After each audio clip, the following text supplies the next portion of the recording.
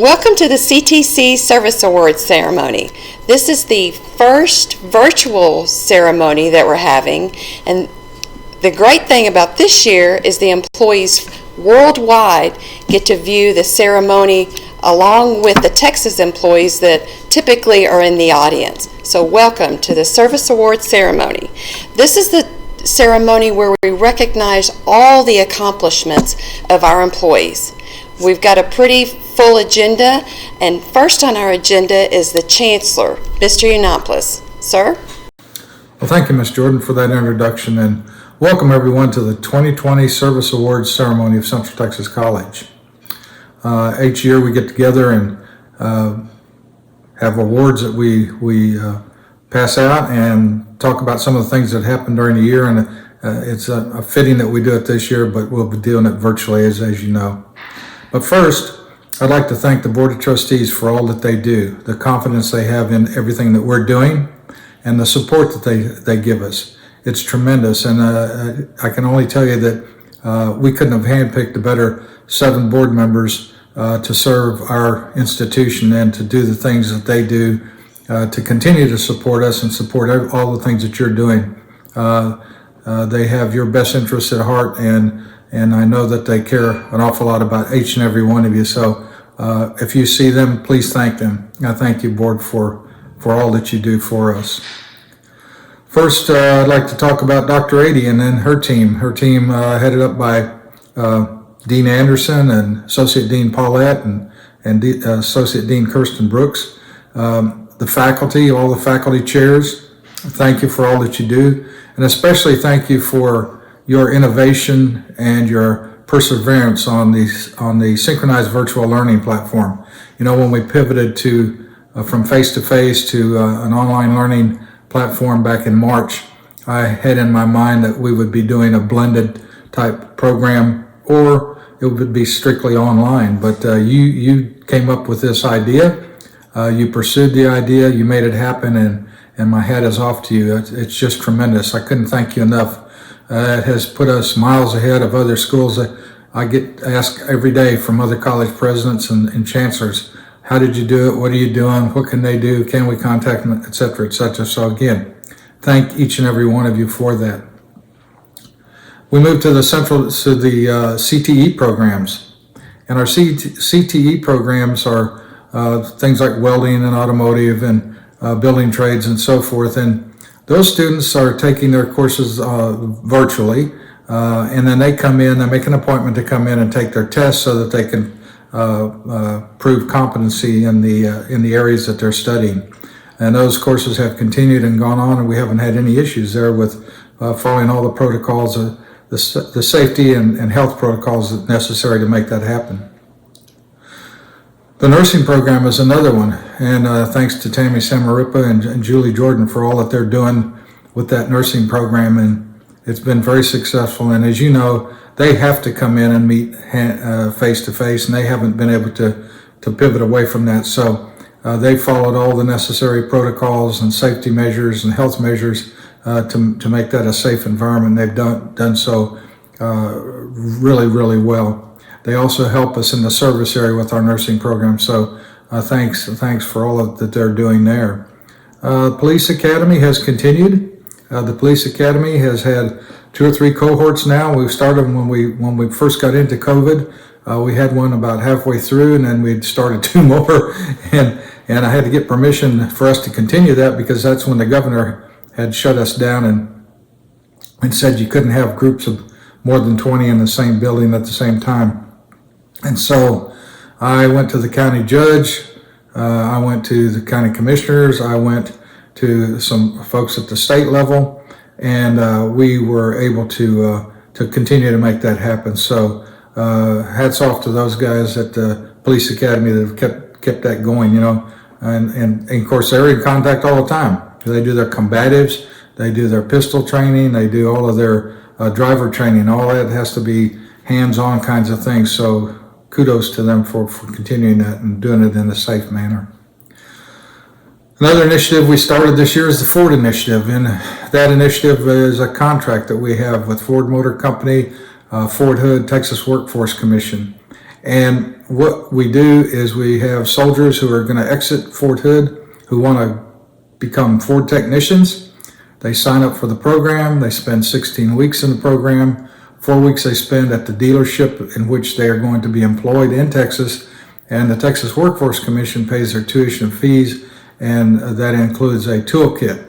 And when they graduate after the 16 weeks and they leave and go to work, they take that $5,000 toolkit with them. So it's quite an accomplishment. And they are level 2 technicians with Ford Motor Company. So we want to expand that program, start some additional cohorts, and we will really look forward to that and advanced training with Ford. I mean, there's other things we could be doing. So keep your eye open for that. The Child Development Center has been open and continued to be open, and much to my surprise, it's done very well. I was really worried that we would have to shut that down every week, and we've only had to close it down once or twice, but we're doing well, following all the protocols and so forth. But again, thanks to all of those folks, Dr. Laura Lamper and all her folks who have things to do with that program. The flight training program, again, is another program that Rick Weitzel heads up, and you can't learn to fly just in a simulator. You have to get in the airplane, and when you do, in those little bitty airplanes, you are elbow to elbow. But they have somehow managed. I told them they could keep doing it as long as they could figure out how to protect themselves, and they have done that, and we haven't had any instance there of COVID spreading. So thank you to them and their team. Fredericksburg Nursing is another area that we've tried to expand to. We have been working on that for a couple of years now. I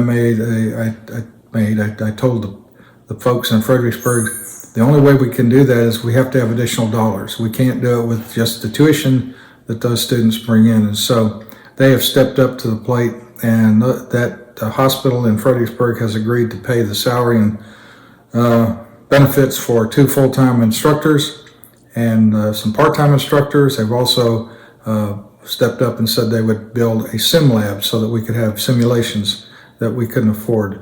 That's a very expensive program. The thing that we are struggling with now is securing enough clinical space for all of the nurses that go through that program, which includes pediatrics. And so that hospital has tried to help us with some hospitals in Austin and San Antonio to secure those clinicals, and we've not been able to do that because of COVID.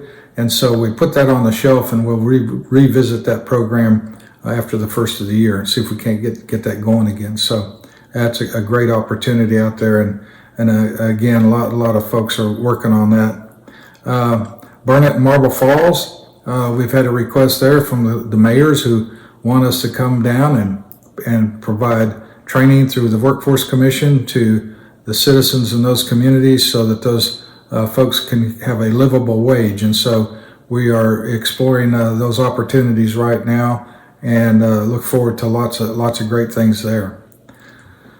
Gatesville, we've been approached by the superintendent to come back to Gatesville and really come back strong in their school system and provide more dual credit programs for their students, and also provide programs for the community workforce type training. And we're looking forward to an increase in things that we're doing in Gatesville. So keep that on your horizon. Another area, Teresa Chavez, adult and continuing ed. She has really stepped up. She's helping us with the programs down in the Burnett, Marble Falls area. Remember now, Teresa has adult education and she has workforce education, and so she has lots of opportunities, and she has a whole plethora of things that she can offer through her adult and continuing education program. Dean Davis and the Deets have stepped up. They've helped our faculty. Those faculty who are on here today know that there's been a tremendous amount of help in transitioning from face-to-face to a presentation of synchronized virtual learning. And so there's lots of opportunities.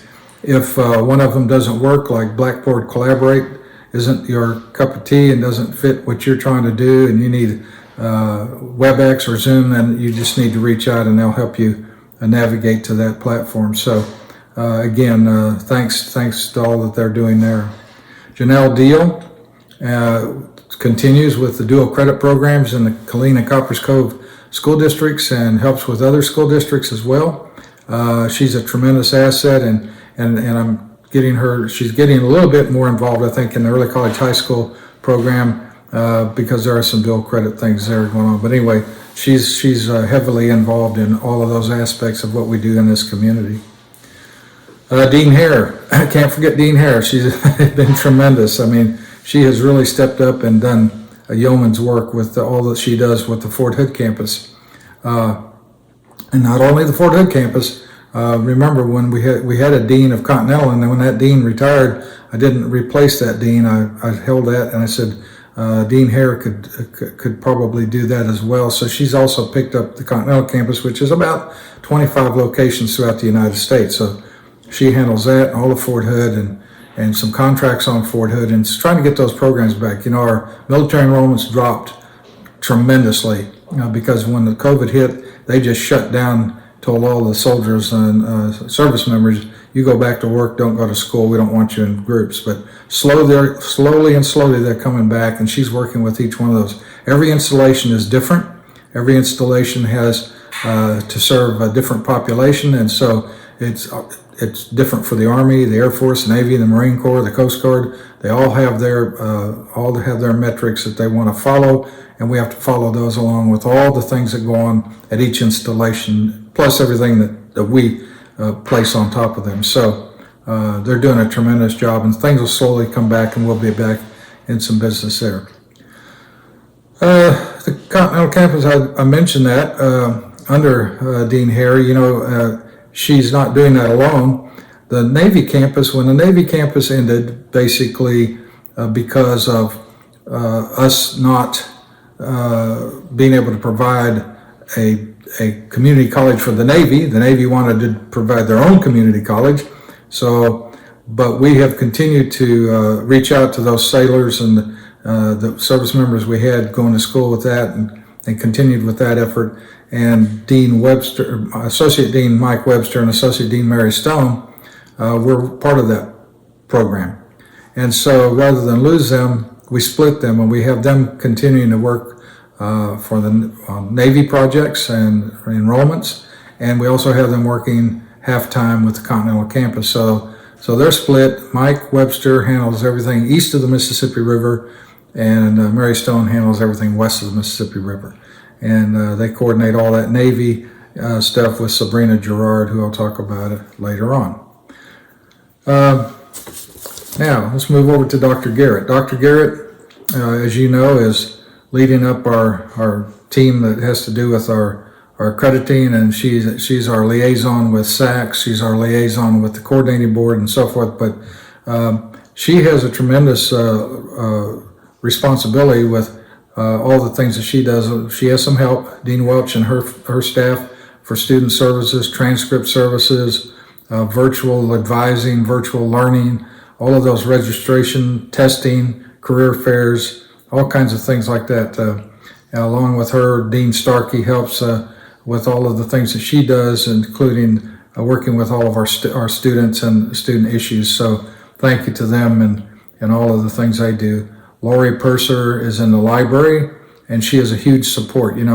All of the things that we provide students, all the things I mentioned, have to be provided worldwide, not just here to this campus. So thanks to Lori, they have those library services, and those are things, and all of these things are things that the visiting team who accredit you asks lots of questions about. And not only do they ask the questions, then they want to talk to students to see if they've used them. Then they want to talk to the faculty to see if they've used them in their classes and recommended them to their students. So it's not just our word for it. So thanks to those folks. Speaking of accreditation, Stephanie Legree Roberts and Dr. Cameron have been the action officers, if you will, on our SACS COC 5th year review, as well as all of the things that we just did on the off-campus instructional site visit. And that visit consisted of 3 people on the SACS team who had to do this virtually with all of us, and they visited a couple of locations in the United States, and then they visited a location in Europe, and they asked all of those questions. They talked to students, they talked to faculty, they talked to staff. They had a visual tour of the campuses, the offices, the equipment, the parking lots. They wanted to see everything and wanted to know how we did that. As a result of all of that effort, Dr. Garrett and I were worried mostly about the QEP. And I'm not sure we have to worry too much about that. I sat on as a trustee on the SAC COC board, and one of the things I get to see are where the trouble spots are. Where are people falling short? Where are the institutions falling short?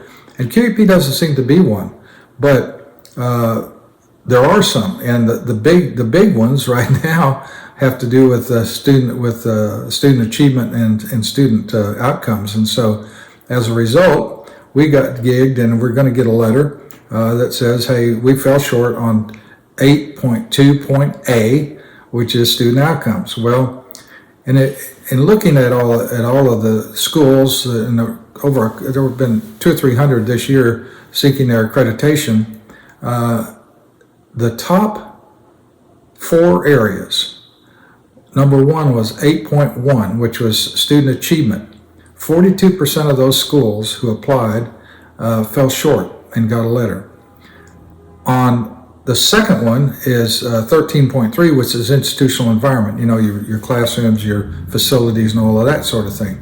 36% fell short. That was number 2. Number 3 was 8.2.A, and that's where we fell short. 28% of us fell short. So we're not alone.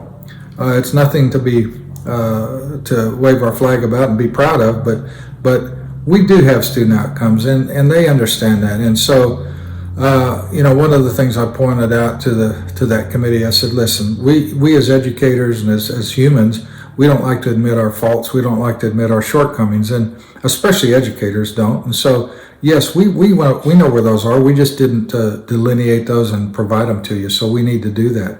So Ms. Legree Roberts and Dr. Cameron are going to get with the faculty and collect those things. If you go at your students at the beginning of the semester and you say, well, here are the 14 things I want them to accomplish, and 10 of them turn out great and 4 of them are just a disaster, we tend not to talk about those disasters, but they certainly want us to, and they want us to capture that information and pass that on to them for lots of reasons. And one is so we don't repeat the same kinds of things. It's a learning process. So they know we have that information, and they know because one of the things they did point out and gave us huge accolades on was our ability to serve students. They were just shocked by the amount of caring and the amount of vigilance we do with our students, and how we are so student oriented, and our faculty are so into student oriented, and our staff is, and not only that, but we take care of each other. They were impressed by our faculty, they were impressed by our staff, they were impressed by how we all treat each other, but especially how we are so dedicated to our students and the cause of our students. So you can pat yourselves on the back for that. And so they know we have those outcomes, and we'll get them and get them put together and get them to them. So looking forward to that. Let's see. Barbara Merlot and Bruce Vassbinder and Freddie Love. There's a team. They do anything that anybody asks them to do. But they provide all of the audio visual kinds of things that we need. I don't know if they're having anything to do with this today, but I'm sure that they will. And just thank them if you see them for that work. They're always behind the scenes, or tweaking the lights and getting the cameras set and turning up the volume and turning down the volume and trying to get everything right. So and they also do all of the marketing, and all of that goes through Miss Merlot and her team. And so they do a tremendous job. If you read the paper, if you take the Killeen Daily Herald, you see every week we have something in the paper every week without fail, and that's been an effort on her part, and it has paid off, and we are doing really well. We get some great coverage, so thank you for all you do there. Let's see. Okay, let's move on now to Dr. Carter.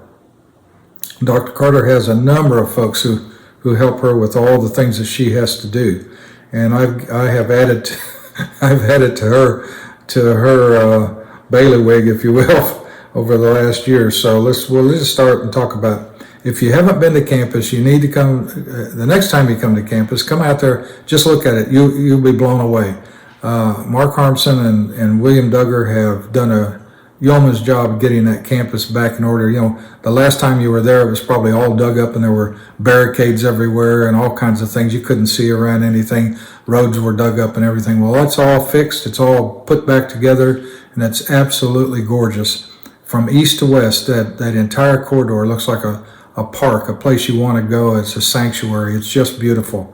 There are student exhibits of art out in that area. They have built an area where we can have ceremonies for veterans.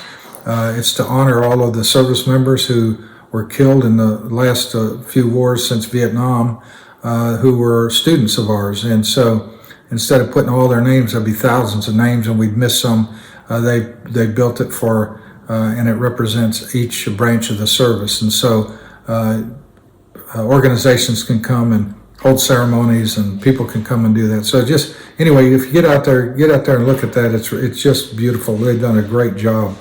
The biggest problem I think right now that Mr. Duggar's having is keeping the deer out of eating all of his plants. They come in there and just munch on everything. You know, they kind of like what he's putting out there, but he's going to have to deal with that.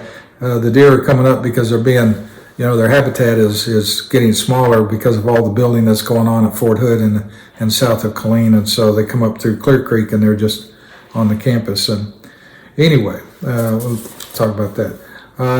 Holly Jordan, you're not going to miss Holly Jordan. Holly is just priceless. I mean, she and her team and keep us straight, payroll-wise and employment-wise, and all the things we have to do to be sure that everything's done and your taxes are paid right and everything else. So thank you, Ms. Jordan, and please be sure to thank those folks for doing that. Scott Wyman is part of that team, and he has provided a way to do all the training for all our new employees, and thank Scott for that, and he's continued to tweak that. They've also been the ones who have produced all of the paperless forms now that we use for human resources, and that's a great asset to us. Cuts down on the killing of trees. So thank you again for all that. Cliff Gaines, a giant for us in IT support. I mean, I don't know how many of you have dealt with IT folks in the past. I've dealt with a few campus, and I always seem to leave knowing less than when I got there, more when I had started. So, but you'll find that Cliff is not that way. You'll find that he and his staff they've taken a 180-degree turn, and they are so user-friendly. They are so willing to help you. Just call them. They won't make you feel like you're the dumbest person in the world. They'll make you feel important. They'll help you. They'll come to your office if you need them to. But thanks to Cliff, to all you do and all of your folks. You couldn't ask for a better team.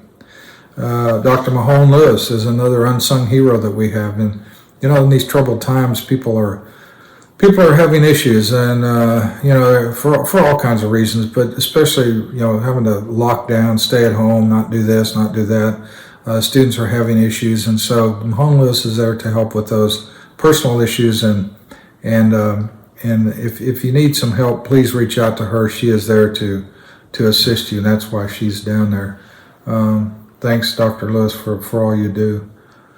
Ted Gonzalez, wow, we really, he has been tremendous asset for not only for Dr. Carter, but for the entire college. He is brought a new set of skills that we were needing, and he has stepped up to the plate. He helps us. He's helped with the Ford initiative. He has helped us with the initiative out in Fredericksburg. He's helped us with TWC initiatives. The bookstore comes under him, and he's having to re-navigate that entire bookstore because we used to sell lots of books, but we don't sell lots of books anymore. So we're selling other kinds of things. So if you haven't visited the bookstore, go over there and buy something. You'll like what he's got. Great Western Dining is under Ted, and so he's constantly working with them to save us dollars there, especially now that we're shut down. We had a contract and we were having to pay lots of money, but he's navigated us through that, and so thank him for that. And if you go over there and have a meal, be sure you thank Great Western. They're just they're tremendous on everything they do. Bob Liberty in budgets. I think he is the only guy besides me that lives and bleeds CTC when it comes to budgets and investments, and he has just been tremendous. You know, Bob is a go-to guy, and he never fails to amaze me. He keeps us on track. He keeps our budgets on track. He keeps us in balance, and he keeps us in the black, and that's where we need to be. We cannot get into the red. We want to stay out of the red. One of the biggest downfalls that colleges and universities have is operating in the red, and you would be surprised at how many of them operate in the red. The problem is going to be when they seek their reaccreditation.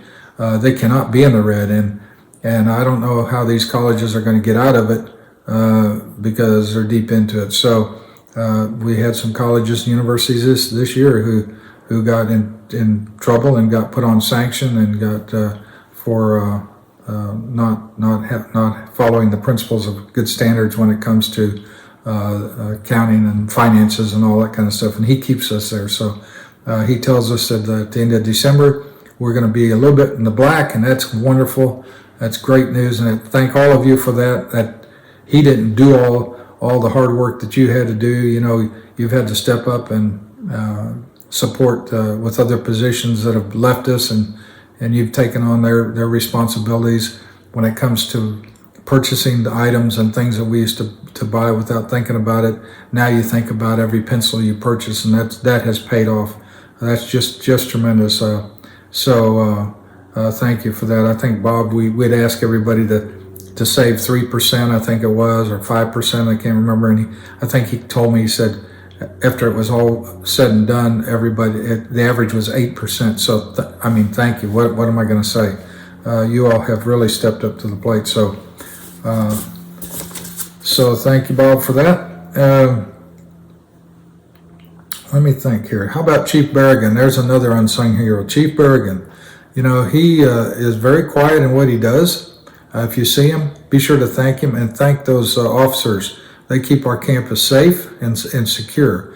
You know, we're not there all the time. They're out there all the time. And I've gone out there a few nights and a few days and bumped into them and told them thank you. And if you happen to be out there, make an appointment to kind of just drive around. And if you see one of them, stop and tell them thanks for everything they're doing. They're there 24/7. And they're there during Thanksgiving, the Thanksgiving holiday. They'll be there at Christmas, New Year's night, Christmas night. I mean, they're just there all the time. So again, we thank them for all the things they're doing and keeping that campus beautiful and keeping it from getting torn up. Marcine Chambers Foundation. They've done a great job this year. You know, they try to give away all the money they can, and sometimes it doesn't work. But they have hundreds and hundreds of students applying for those scholarships, and sometimes they just can't give them away because they're so specific. But if you've run into a student that needs help financially with a scholarship or something like that, send them their direction. We had a donor who wants to remain anonymous this year give us a lot of money to use for students who don't quite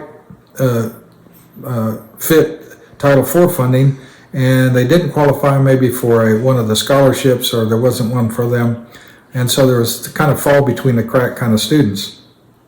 And so with that fund, we were able to reach out to almost 400 students and save them and put them back in the classroom this year. And so, what a great asset that was. And so, if you know of a student that's having trouble financially, you can send them over to the financial aid office, but also send them over to the foundation, because they may have a way to help them that we don't know about. But anyway, thanks to them and their team. Fred Chavez is another one. Fred could have just said, you know what, I'm going to walk away from this and I'm not doing anything, since I put all these students in this building. And he just pursued this. He took the initiative to get behind it and use all the protocols that were put in place. And he's done a fantastic job. I want to thank him for all of the things that he has done to continue that planetarium and keep it going. Thanks to him, we'll see some more of those young people on campus again. Sabrina Gerard, I mentioned her earlier, but she and Betsy Good are what's left of the Navy campus, along with half of Mike Webster and half of Mary Stone. And so they're pursuing the onesies kinds of students who are, one student is a single class with the Navy, and we've gotten hundreds of those, and we've only gotten those because of those individuals, and they're pursuing them. So they've kept those students coming. I know many of you faculty have taught for her, grading papers and so forth for those sailors. So thanks for all that she does there. Dean Kindred is another inspiration under Dr. Carter, and I did that because most of everything that he does and everything that Sabrina does in the Navy, it all has to do with contracts and contract performance. And so I felt that operationally they were sound and they were strong. They could use her help when it came to the contract. So I put both of those campuses under her, and they've done really well. Dean Kindred, we watched this, and back when things started turning, going south on with this COVID-19, he started saying, hey, things are getting tough over here. And we were talking about back in October and November of last year, or 2 years ago, when it was that COVID was spreading up through Italy. So I went through Italy and then Greece and then into Spain and so forth, and then into Germany, and trying to pivot those classes face to face. Now you got to remember, they don't have all the technology that we have here, and they don't have all the technology support that we have here. And so, but what they did have, we had a group of people who are gateway instructors, and they did everything. They created everything online to teach those foreign languages, and so they helped the faculty who were there pivot over and use technology to finish and do classes. They couldn't get it all done fast enough, and so those faculty members who had face-to-face classes just pushed through the COVID crisis and continued during the pandemic and got those students through their courses. And then the next set of courses they did them virtually. So anyway, that's just a tremendous group of people, and thanks to them and all the things that they're doing over there. I'd like to mention one thing that has really done well for us, and that is the efforts of Dr. Carter herself. She when all this started happening, we were watching it, and we were staying up with what was going on with the CDC, and they seemed to be behind what was going on in Europe at the time, and then the World Health Organization, they seemed to be behind. And so we were watching all, and I said, guys, we've got to do something. And I asked Dr. Carter if she would become the action officer for our COVID-19 phase plan that we were going to have to develop. I knew we'd have to come up with a plan. We didn't have a plan, and so she has taken that bull by the horns and has developed just a tremendous piece of work. And so if you have not had a chance to look at our 6-phase plan for reopening our campus, you need to read it. It is extremely well done, and I'm extremely proud of her, as is you should be, and I know the Board of Trustees are. So anyway, it is our playbook. It will last us for a long time, and we'll be in better shape for having that going forward, and it'll be here. So it's not just for COVID-19. It can be used for any number of reasons we would need to close our campus and then have to reopen it again. So anyway, thank you for doing that, Dr. Carter. Now I'd like to kind of move over to my area for just a minute. Rudy Sandoval. Rudy is he's my agent down in Austin who keeps us abreast of what's going on in the legislature. And so, he kind of gets around that Capitol building and he tries to find out what's going on in Austin, and he figures it out usually before they do. And then he comes back and says, okay, here's some areas we've got to look at, keep an eye on. Here's some areas that might hurt us. Here's some areas that will help us. And here's what we should do. And so Rudy is doing a tremendous job with that. If you see him, thank him. A couple of things that he was able to do over the last year. We were able to get the inoculation for meningitis reduced so that soldiers, all they had to do is show their ID card. Again, that was Rudy's accomplishment when he was in Austin. And we're still working on some others that have to do with taxes and so forth. So just be aware of that. He's doing great there. He's also heads up our Perkins dollars, and I know that he's reached out to many of you for input and seeing who would need Perkins dollars for whatever you need it for, and then he's got to keep up with it. And remember, he's going to come back to you and he's going to need information. So keep good records, keep up with what's going on, and respond to him. Don't put him off. He's not asking this for his health. He's asking this because we are required by the state of Texas to provide this information. So when he comes out to you and says, I need this and I need that, and you need to give it to him. Otherwise, I'm going to have to get in the middle of it along with Dr. Carter, and we're going to have to figure out, and Dr. Adie and Dr. Garrett, and figure out what the problem is and get it fixed. So we don't want to do that. You all are responsible enough to help with that.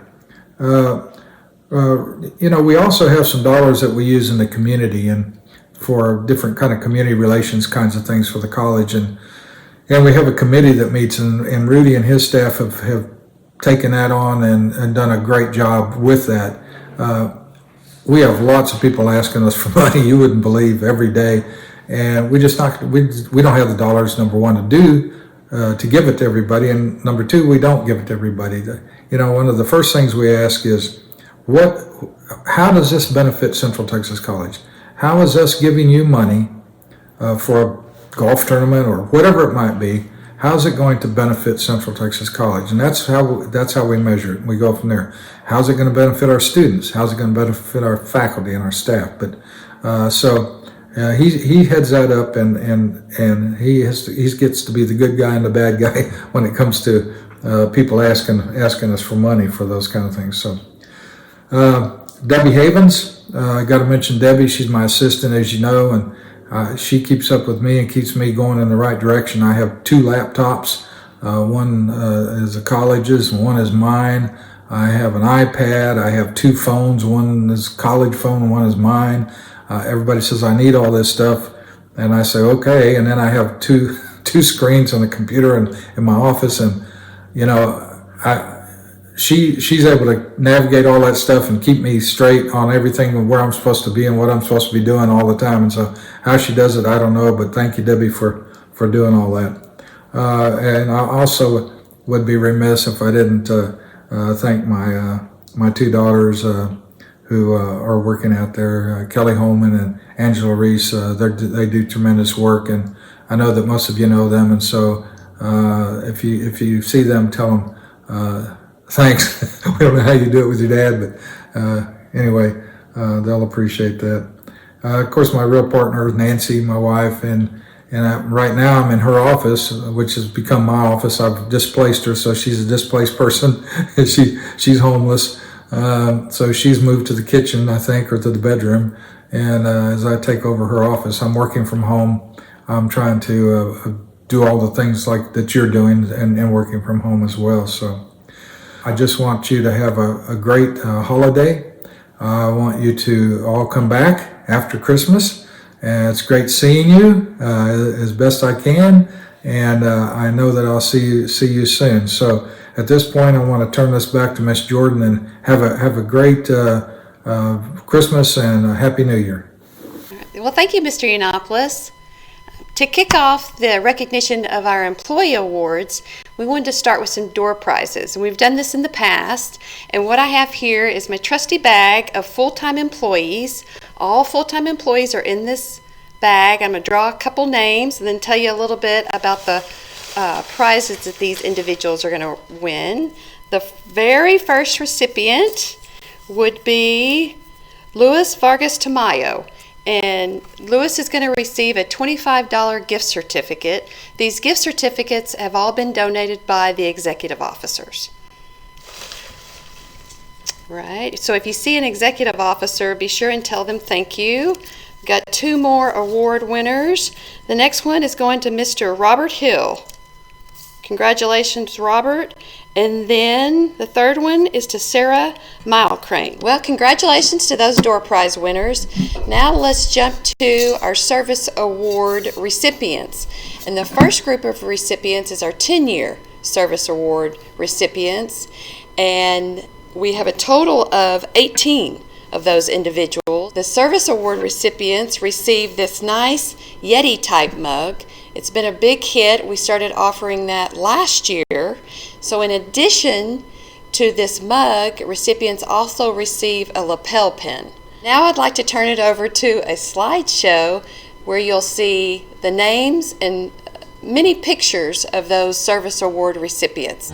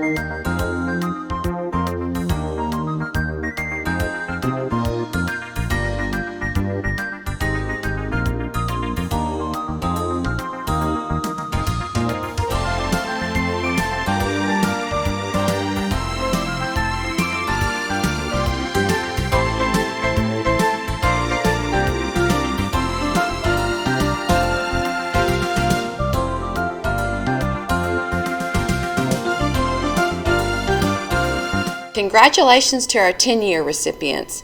Next on the list is the 15-year service award recipients. So they also receive a gift, and it is this nice pen set. It's got a pen and pencil set. This is actually mine from last year. So the individuals 15-year received the pen and pencil set and also a lapel pen. We have a total of 27 recipients. And I'd like to turn it over to the slideshow where you'll see the names of those individuals as well as many pictures of those individuals that are receiving the award.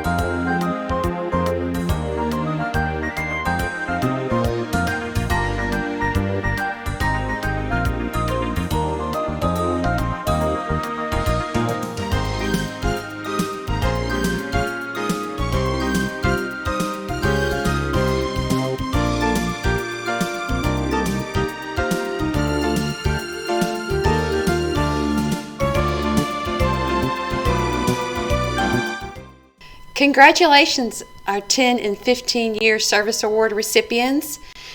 I'd like to draw some more names for door prizes, and we're still awarding some $25 gift cards that have been donated by our executive officers.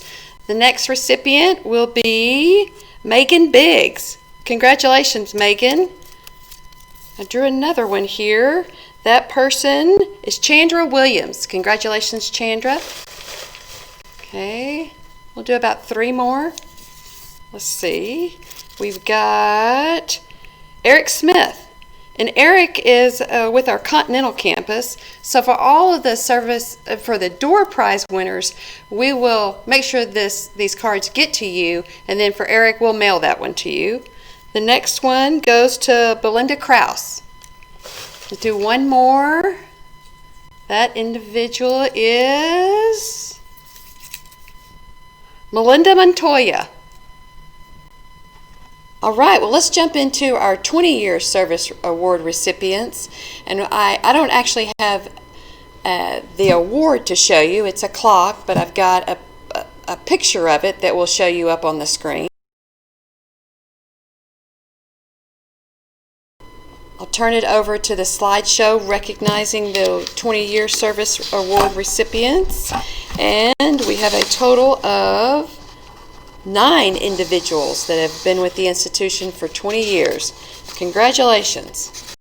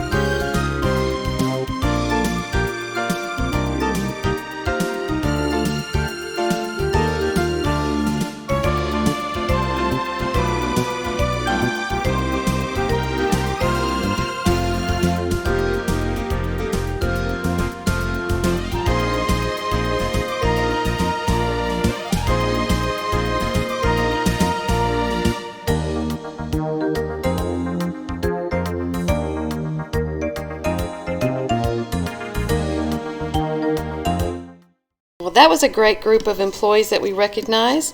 Next on our list is the 25-year service award recipients, and those individuals receive a customized watch.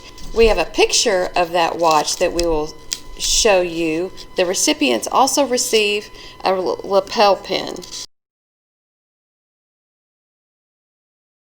We have a total of 7 recipients. We'll also show you the video of these individuals, and many of them have shared a picture of themselves as well.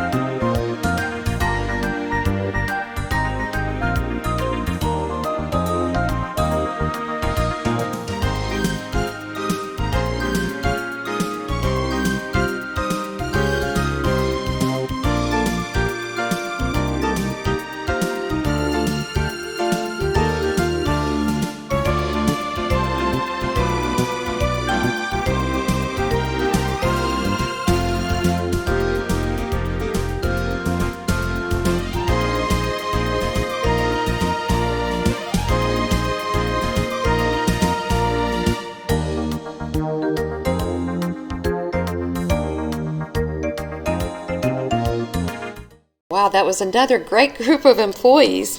We do have one service award recipient that's been with the institution for 30 years. That individual receives a $500 check as well as that lapel pin. Congratulations to this service award recipient.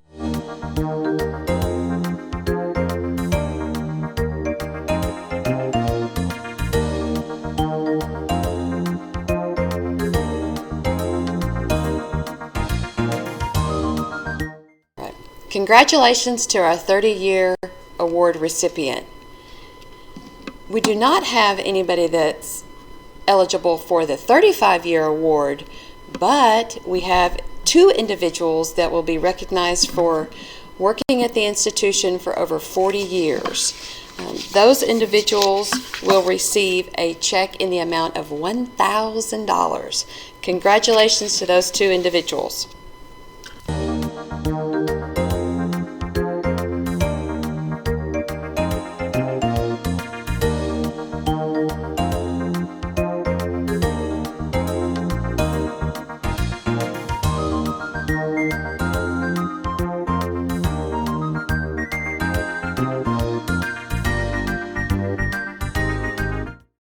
Well, that was a great group of employees that we recognized for their service. You had your 20, 25, 30, and 40-year recipients. Let's go ahead and do a few more door prizes. Okay, I've got a handful here. We'll do them all. The first one is Sandra Spatera. Sandra is with our Europe campus. So Sandra, we will put that gift certificate in the mail to you. Our next one is Mr. Nick Darnell. He's here in Texas. Congratulations, Nick. We also have, another person from IT, Brianna Moe. Congratulations. I promise these are all randomly drawn. And the last recipient of a gift card is Lisa Colon Flores. Congratulations. Hey, good morning again, faculty and staff, and welcome back to the 2020 award ceremony. And I hope that everything's going your way. And I know that many of you have received awards, and congratulations to that. Ms. Jordan has allowed me now to step up and present the Chancellor's Award, a very prestigious award that is given out to one employee each year. And starting last year, I added a monetary value to that award, and this recipient will receive a $100 gift certificate. So congratulations to the winner. Let me tell you a little bit about this individual. Prior to the declaration of the pandemic and the college closing for spring break through the present day, this young lady has led her team of custodians in a successful effort to maintain the health and safety of our faculty, staff, and students. They are the unseen hands of the institution, but their presence is felt in the continual cleaning and disinfecting of all high-touch points, restrooms, and areas where there has been a COVID-19 exposure. She continues to prepare for the eventual return of the faculty and students to campus through her planning efforts, purchasing of critical supplies and equipment, including UV lights and foggers for disinfecting surfaces, hand sanitizers, disposable gloves, paper towels, and disinfectant. She has spent time on all 3 shifts, educating and training the custodial staff on cleaning practices and the proper use of equipment. That speaks volumes of her. She and her team have been responsive and quick to react when incidents related to COVID-19 are identified throughout the campus. She provides oversight and verification that the cleaning is effective through the use of rounding and ATP testing, which is a tool to measure the amount of organic material, sampled blood, mucus, bacteria, and viruses. She is customer service oriented and responsive to requests and phone calls after hours and on weekends. I have witnessed her in her responsiveness to our students when she meets them, and our faculty and our staff during the daytime at the college, that I've seen her do that. She takes pride in her team and their efforts in keeping everyone on campus safe. She and her team are stepping up behind the scenes to help us meet the challenges of COVID-19. The 2020 recipient of the Chancellor's Award is presented to Ms. Kathy Flowers, Supervisor, Custodial Services. Thank you, Ms. Flowers, for all you do and all that your staff has done to keep us safe and have a safe return to this campus. And congratulations again. It's well deserved. Thank you. And now for the yearly awards. First up, Department of the Year. Our Department of the Year nominees are Camp Buehring, Kuwait; Hospitality, Fort Hood; DEET, Distance Learning; Custodial Services; Fine Arts; Department of Health Sciences; Employee Benefits; and the Child Development Center. And the winner is Department of Health Sciences. Congratulations.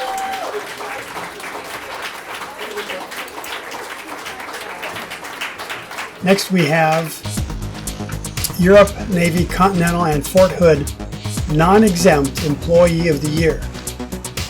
The nominees are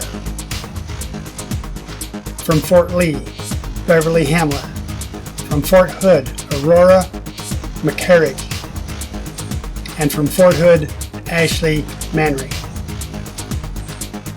And the winner is Aurora McCarrig. Congratulations, Aurora.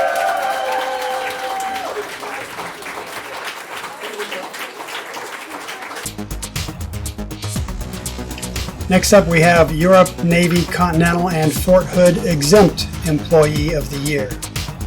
The nominees are from Europe, Brett Duncan; from Fort Hood, Mark Murgia; from Bowling Air Force Base, Gerard Walsh; from Europe, Student Services, and Sika Rusa; and from Fort Knox, Pamela Register.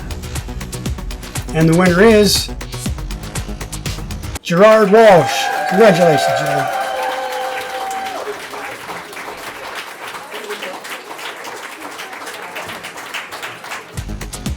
Next we have Central Campus Non-Exempt Non-Academic Employee of the Year. Our nominees are from College Development, Wendy Martell; from Custodial Services, Byung Angwin, also known as Uni; from Admissions and Records, Norma Cruz; from Employment Services, Gilda Pinto. And the winner is Gilda Pinto. Congratulations, Gilda.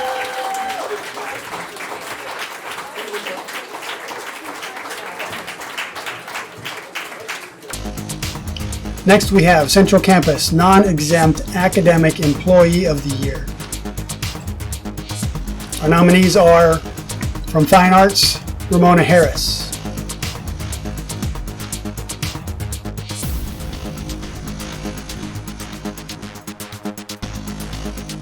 and the winner is Ramona Harris.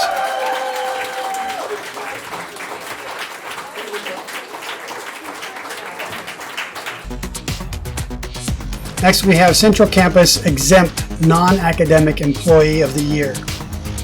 The nominees are from Library Services, Cynthia Oser; from Human Resources, Jacqueline Thomas; from Marketing and Outreach, Erica Burton; from Student Life Activities, Mariceli Vargas; from Instructional Program Support Services, Stephanie Legree Roberts; from Enrollment Services, Guidance and Counseling, Eva Hutchins; and from Distance Education, Education Technology, Julie Davenport.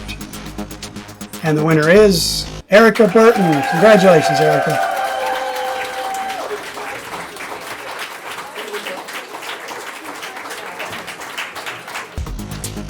Up next, Central Campus Exempt Academic Employee of the Year. And the nominees are from Culinary Arts, Guadalupe Bloom de Saldivar, otherwise known as Lupita; Keith Pascar, Culinary Arts; from Fine Arts, Celinda Hallbauer; also from Fine Arts, Yesenia Harrington; and from Developmental Studies, Ellen Falkenstein.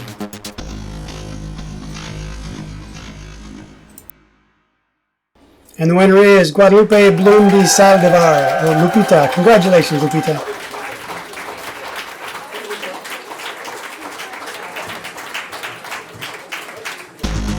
Next we have the Student Choice Award. This is an award presented by the students at CTC to a faculty member. Presenting the award is Babette Bob. This year's Student Choice Award winner teaches different courses. One student said, "Never have I ever had such an amazing teacher that really takes the time to make sure his students know what is going on. I feel like in his classes, I'm actually challenged and I learn things. Another student has said he is an amazing teacher, he's very dedicated to teaching, and makes such difficult subjects easier to understand. Another student has said, I have taken many professors at CTC, and I like that he's patient with his students and makes time for them even though we are doing distant learning at the moment. They have also said that he is great at explaining things in a digestible manner. And he is very clear about his expectations. This year's winner is Richard Moore. Congratulations. And now a few words from our chairman of the Board of Trustees. Howdy. My name is Rex Weaver. I'm currently the chairman of the board. I've been a board member of the Central Texas College District for the past 15 years. And thank you very much for being part of our organization. This year, it's been an unusual year. I think 2020 will go down in history as the year of the mask. Some of you had an opportunity to grow, and some of you have said, this is the worst thing that's ever happened to me. And you're both right. But Central Texas College rose to the task. As you've seen today from the presentations of the department awards and the individual awards, we have a very strong organization with a long history. A lot of people dedicated their lives to Central Texas College, as it should be. Part of our job as trustees is to look at the finances, approve the budget, and come up with a plan that we can continue the college without overtaxing anybody and without going out and borrowing money. So far, we've succeeded in doing that. We have not raised taxes, and we have not gone to borrow money. We're solvent, and in such, we have decided that we will award a bonus this year to the employees. Thank you for all that you've done in cutting budgets, cutting back on expenditures, and doing things more with less. That makes a big difference. And in a way of showing appreciation, we're going to put a little money in your pocket this year. You'll get details later. Meanwhile, a Merry Christmas and a Happy New Year to all you employees, and thank you so very much for being part of the Central Texas College family. Well, thank you, Mr. Weaver. Before I give you a little bit more information about the specifics of the Performance Incentive Award, I'd like to draw more names for some door prizes that have been donated by Mr. Weaver, and he has actually purchased some meal cards. These are meal cards from Great Western Dining. Unfortunately, only the employees that are in Texas would be eligible for these awards, but we sure do appreciate Mr. Weaver purchasing those meal cards for our employees. And this meal card, you'll notice when the recipients that receive it, the individuals will receive 10 meals with Great Western Dining. So thank you, Mr. Weaver, and thank you, Great Western Dining. Okay. All right, and we have 10 of these. So let me draw a handful of names. Let's see. The first one goes to Marisol Santiago Thomas. Next one is Trinity Watford. The next one is Elizabeth Swoop. And one more, Robert Stinson. Okay. All right, Mark Murgia. Mark is over at our Fort Hood campus. Anthony Pretty. All right, if everybody's counting, we've got 4 more to go. And Carol Ingrafia. Carol works here in HR. Congratulations, Carol.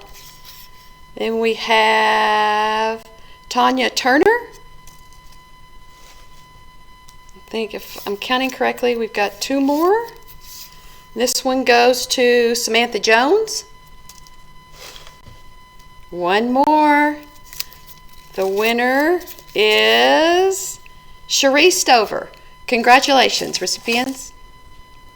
Okay, so now, which many of you wanted to hear a little bit more about, and that's the criteria for the Performance Incentive Award. And this is an award that's going to be paid on December 21st, so right before the holidays, and full-time employees are eligible. So if you're a full-time employee and you worked the entire previous fiscal year, then you will receive 2.5% of your salary with a minimum payment of $1,000. So this criteria is exactly like the criteria that we had with last year's award. If you happen to have worked most of last fiscal year, say you were hired at least by March 1st as a full-time employee, then you would get half of the incentive payment, and that is 1.25% with a minimum payment of $500. Part-time employees are not eligible for this award, but obviously full-time employees are, and we're very appreciative of the Board of Trustees for approving this award. Thank you and have a wonderful holiday season. Congratulations to all of our winners today. Employee of the Year winners will see a $100 direct deposit in their banks no later than December 21st. You can pick up your plaque from Nikki in Human Resources. Door prize winners in the local area can pick up their gift cards from Nikki in Human Resources also. Keep in mind we'll be closed after 11:30 on Friday, December 18th. If you don't pick up your awards and gift cards by then, you'll have to wait until after the first of the year. Congratulations again. Have a safe and happy holidays.